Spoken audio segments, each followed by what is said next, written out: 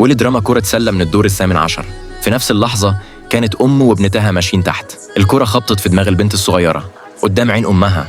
البنت فقدت الوعي. الأم ما كانتش مصدقة وما قدرتش تتصرف بسرعة. البنت دخلت في غيبوبة عميقة.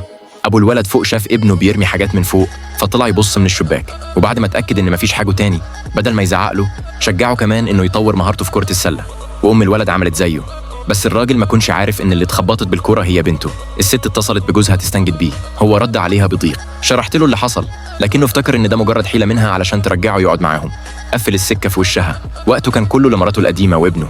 بعد شوية الإسعاف وصل، والدكتور قال إن البنت محتاجة تتنقل المستشفى.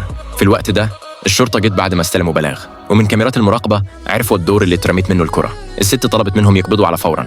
الشرطة راحت على باب الشقة. هناك الراجل فهم إن مراته ما كانتش بتكذب، لكن قدام توسلات طليقته وعد الشرطة إنه هيجيب جواب تصالح من أهل البنت خلال ساعة. ساعتها كان نسي تماماً إن بنته مش بعافية، وهو سايق عربيته لحق عربية الإسعاف، ومن غير ما يفكر حاول يوقفها بالعافية. تحذيرات مراته في التليفون، وبعد خبطات كتير حالة البنت اللي جوه الإسعاف ابتدت تسوء أكتر. في الآخر قدر يوقف عربية الإسعاف، بس اللي استناه كان الحقيقة وما كانش مصدق.